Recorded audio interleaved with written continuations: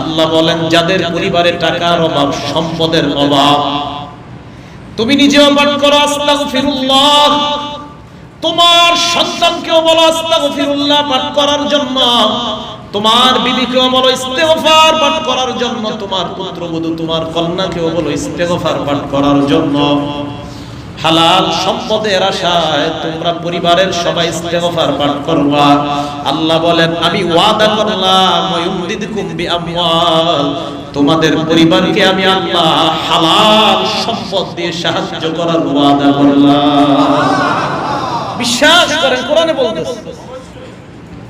হাদিসের মধ্যে যদি বলতো এই জায়গায় প্রশ্ন হইতো, আপনারা তো হাদিস বললে কোন হুজুর এটা সহিহ হাদিস, এটা কি সহিহ হাদিস না দুর্বল হাদিস? আমাদের বাঙালি এখন মাশাআল্লাহ এটা শিখে ফেলছে, কথায় কথায় কয় এটা সহিহ না দঈফ, বুঝেন না?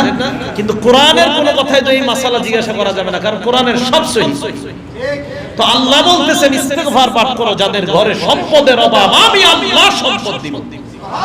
আমি কিভাবে বললে আপনারা বুঝবেন এই কথাটা, যে আল্লাহ বলতেছেন তোমরা সম্পদের আশায় ইস্তেগফার পড়ো, আমি দিব, আমি আল্লাহ দিব সম্পদ, কথাটা আল্লাহ বলতেছেন।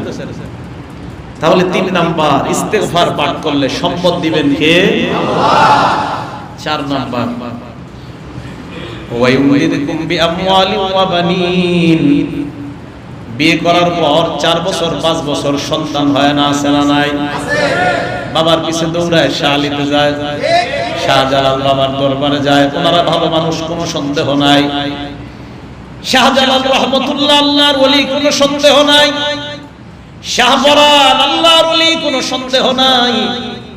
আল্লাহ যদি কোনোদিন শাহজালাল রহমতুল্লাহকে বলতেন 5টা মিনিটের জন্য তোমারে আবার দুনিয়াতে যাওয়ার অনুমতি দিয়ে দিলাম, যদি বলতেন, শাহজালাল রহমতুল্লাহ সিলেটের ওই কবর থেকে বের হওয়ার পর সর্বপ্রথম তার ভণ্ড ভক্তগুলাকে জুতার বাড়ি দিয়ে মাজার ছাড়া করতেন। আমি আমার দেশ থেকে আসলাম তোদের দেশে শিরিক বন্ধ করার জন্য, আর তোরা শিরিক করছ।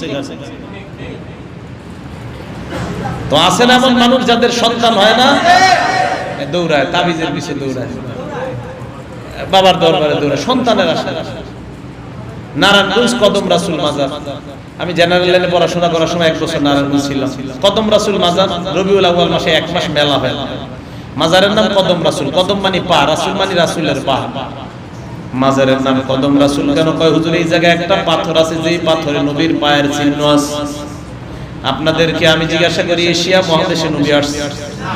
আমাদের নবী এশিয়া মহাদেশে আসছে? এরপরেও মানুষ পাগলের মতো যায়। আল্লাহর নবীর কদম দেখতে হইলে 500 দেওয়া লাগে।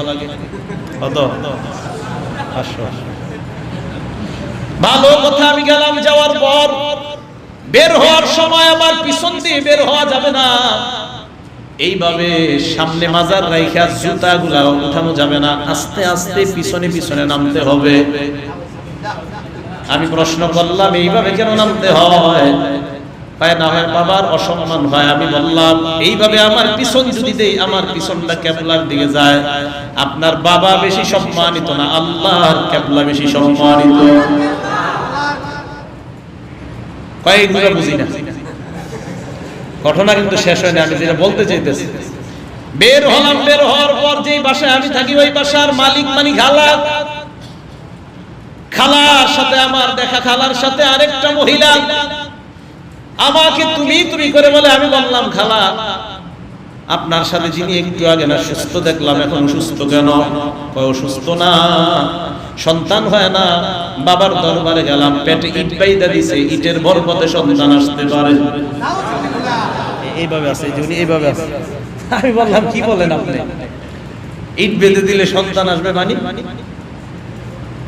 আমি বললাম সূরা শুরা আয়াত নাম্বার 49-50 আল্লাহ বলেন, ইয়াহাবু লিমান ইয়াশাউ ইনাসান ওয়া ইয়াহাবু লিমান ইয়াশাউ যুকুর ইয়াখলুকু মা ইয়াশা।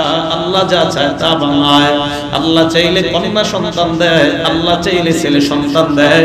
সর্বপ্রথম আল্লাহ কন্যার কথা বললেন, এরপর আল্লাহ ছেলের কথা বললেন। কেন আল্লাহ কন্যার কথা আগে বললেন?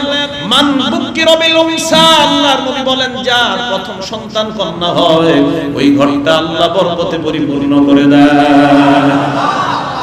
মানে যাদের ছেলে প্রথম আপনারা মেয়েরা লেবেন সব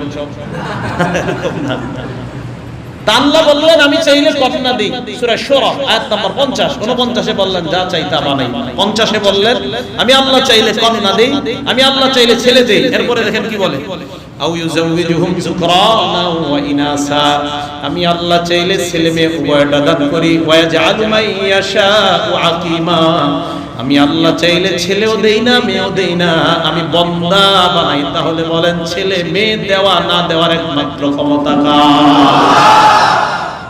তাহলে সকল ক্ষমতার মালিক কে হয়ে গেল? কিন্তু আমাদের যুবকদের গেঞ্জির পিছনে লেখা দেখা যায় people are source of all power, জনগণ হলো সকল ক্ষমতার উৎস। আওয়াজ দিয়ে বলেন নাউজুবিল্লাহ। গেঞ্জির সামনে পিছনে, যুবকদের পিছনে সামনে পিছনে। সেদিন এক যুবকের গায়ে সোনালী কালারের গেঞ্জি দেখলাম, সামনে লেখা people are source of all power, এর মানে হলো জনগণ হলো সকল ক্ষমতার উৎস। আমি বললাম গেঞ্জি হলো তাড়াতাড়ি, কয় কেন? আমি সামনে কি লেখা? এটা তো এতদিন খেল করি না, আমি তো শিরিক নিয়ে সারাদিন ঘুরেন, খেল নাই। তাহলে বলেন সমস্ত ক্ষমতার মালিক একমাত্র কে? ছেলে দেয় কে? মেয়ে দেয় কে? ছেলে মেয়ে কোনোটাই দিবে না, কার ক্ষমতা?